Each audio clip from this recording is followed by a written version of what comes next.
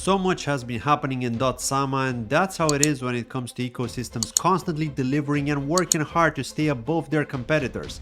In today's video, I'll be talking about a lot of topics. First, the Kusama Parachain auction and some interesting stats from Polkadot Insider.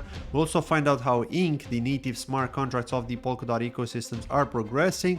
And then I'll talk a bit about Moonbeam Network, Phala Network, Mangata Finance, and Bitcountry Metaverse. Let the chaos begin.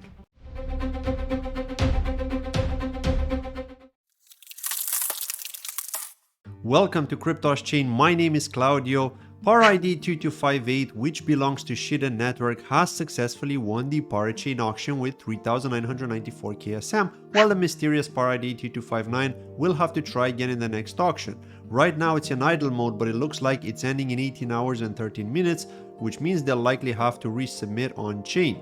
And those who contributed their KSM to that Par ID will likely get them refunded. Polkadot Insider tweeted an interesting statistic about a top 10 Parachain projects by total XCM transfers, or teleportations if you want to call it in another way.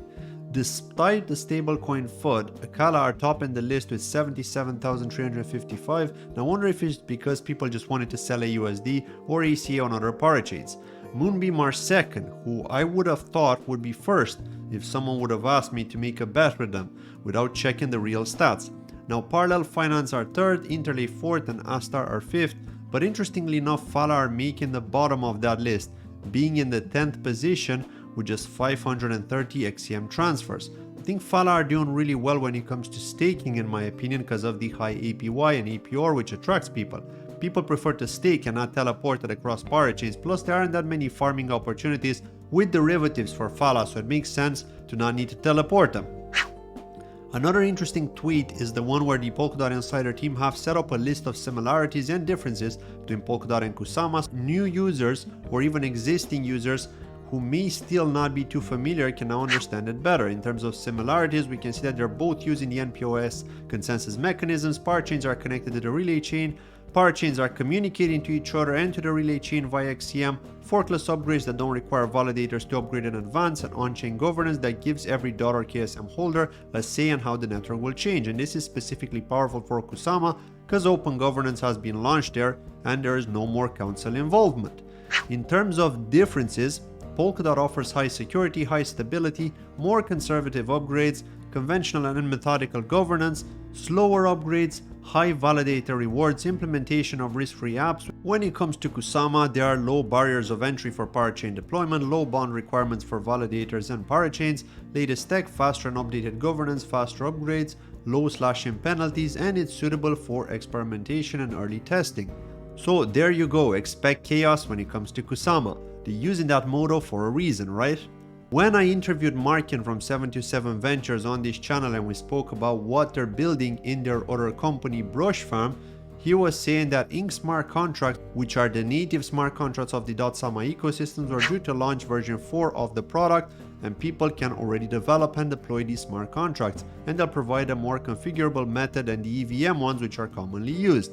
The team posted an ecosystem map, and if we look at some of the tools available, there's OpenBrush, which I was told is like a translator from EVM to Inc, Sol to Inc, Type Change, Swanky by Astar Network, Phala Ping by Phala Network, which I didn't even know existed because I thought they're working on Phala World and Fat Contract right now, so this came as a surprise, as Phala are also looking at building using Inc smart contracts. Then there are Patron, Cargo Contract, and Ask. They also support NFT 2.0 standards, which is a big plus. So there you go, Polkadot is advancing. Moonbeam Network tweeted a poll which tells us they're looking to switch their focus towards the NFT ecosystem, but they're asking the community what they'd like to see more when it comes to using NFTs, and the majority vote went towards real-world use cases, which is something Web3 currently suffers of. We're just not getting that many real-world use cases except for maybe gaming, and you can see the gaming and community get the second largest voting. Moonbeam also announced that they've gotten integrated by Ethereum Network, who offer a decentralized solution for game devs and players to facilitate easier integrations and game creations. So will we see some games getting deployed to Moonbeam? And I'm talking AAA games. Only time will tell. Phala Network also announced a big integration. The largest DEX on Astar Network has added dual farming for Phala, and farmers can earn dual rewards for the next 13 weeks in both FA and AORSW, which is the native token of ArtSwap. Do you see this as something bullish or bearish for Phala holders, considering the rewards are paid out in PHA? Drop me a comment please and let me know. Moving on to Mangata Finance, they announced the listing of VKSM and ZLK on their DEX.